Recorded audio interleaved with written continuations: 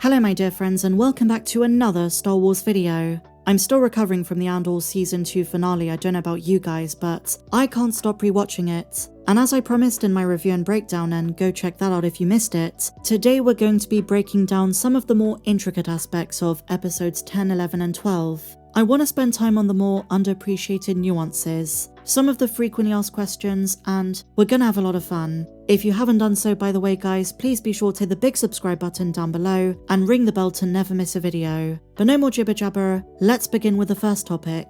If there's one thing I love about the Star Wars universe, it's when it rhymes. Again, it's like poetry, so if they rhyme.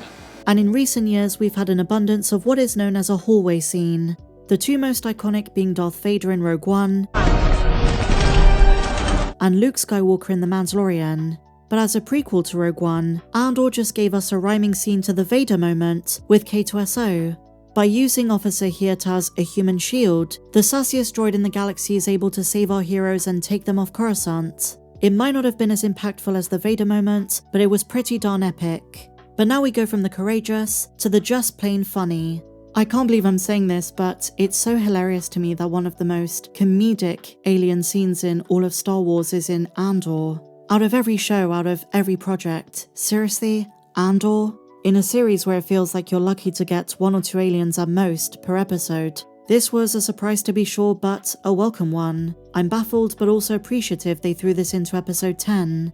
During her mission to find Luthen at the Linaso Medical Center, Kleya pretends to be a nurse. And so, trying to be convincing and trying to blend in, she escorts an elderly alien grandmother, someone who might have needed an emergency surgery. We don't know her full circumstances. But the most hilarious, unexpected scene came in the lift. The old alien is talking to herself, mumbling under her breath, when suddenly she thinks she hears a noise and says, "Ah?" To which Kleya responds, "What?" It was just such an unexpected moment for a show like this, and something which I think George Lucas would be very proud of. He loved Star Wars with comic relief, and this is a moment you'd expect in something like The Phantom Menace, not Andor Season 2.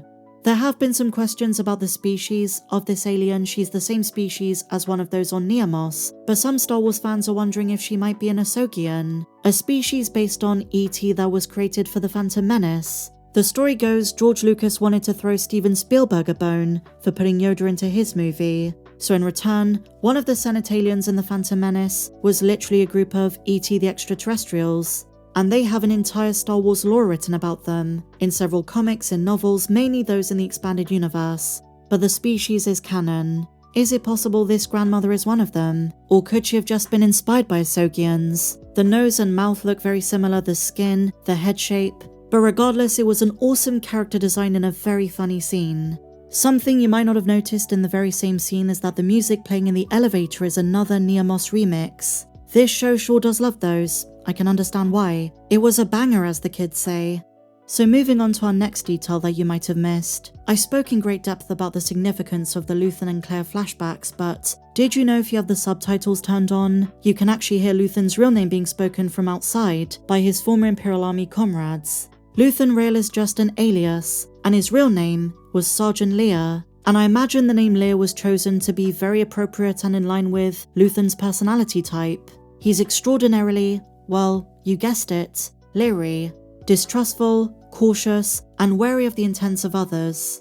But now we're going to move on to what is arguably one of the biggest moments in the entire finale. Bix and Cassian having had a son. Many fans were left confused. Who is this child? Who is he going to grow up to be? And what is his purpose? What is Lucasfilm setting up? And since the episodes dropped, both Tony Gilroy and his brother Dan Gilroy gave their interpretations. Something you really need to know about the way the finale was crafted is the creators don't really know where this is going to go, but they wanted to finish the show with a bit of hope, because knowing where Cassian's going, knowing the way things are about to end for him on Scarif, they didn't want to leave fans feeling mawkish. As an audience, we are naturally meant to feel a bit of sadness knowing how things are going to go in Rogue One, but that's where this baby comes in. It symbolizes a glimmer of hope. And to an extent, so is Kleya, because in both cases they're the product of another character giving up their future for the one they love, so their families can have a future. Which gets to the central message of what Andor is really all about. Luthen burned his life for the rebellion, but in a way, he burnt it for Kleya, for his daughter, his adoptive daughter. And with Cassian, Bix had to make the choice for him, because she knew he would never have stayed on Yavin if he was aware of the fact that she was pregnant. but his sacrifice allows Bix and their baby to continue beyond his own death. And that was the purpose of the end credit scene, to give fans a bit of optimism that Andor's legacy continues on through his girlfriend and his offspring, whoever and whatever that child grows up to be. Here's what Tony Gilroy said about it. I knew when I started to sketch the second season, I had a good idea of how much mileage we were going to put on these characters. There's a shadow over the show, and I just knew there had to be a legitimate hope at the end of this thing, or it just felt not abusive, but wrong. There has to be a candle in the window. And that also gets to the crux of George Lucas's message about Star Wars. You always have to give the audience hope. After so much heartbreak, so much violence and brutality in season 2, Gilroy wanted to end things on a high note. And speaking of ending things on a high note, did you notice some John Williams during the end credits? As the credits roll at the end of episode 12, we hear the score by composer Brandon Roberts segue into the classic Star Wars end music from A New Hope by John Williams. It's an amazing musical transition. This is the first time Williams' music has been used in Andor, and it's a deliberate reminder that, at the end of the day, even if it doesn't always feel like it, Andor is a Star Wars show, and how in time, Cassian's actions paved the way for Luke, and the victory in A New Hope. This was the perfect way to cap things off. Bail Organa wishing Cassian at the end, "May the Force be with you," was also a nice touch. And as Cassian's about to leave Yavin to head for Catherine, he locks eyes with the Force healer from episode 7. Dan Gilroy said, in that moment, as well as seconds before his death on Scarif with Jyn Erso, Cassian finally starts believing in the Force and his own destiny. The weight of what he's just done finally sinks in, and even though he's about to die, to him in those moments, it doesn't feel like death. It feels like vindication, as if his role in the rebellion is about to be appreciated across the galaxy. Maybe the Force healer was right. He is a messenger, and the Force had a very specific path for him. And Gilroy says, in this way, Cassian's path was more spiritual than he ever realized. And there has been the question of, will Cassian and Bix's son be Force sensitive? Bix was certainly more Force attuned than Cassian was, and she believed the Force healer from the word go.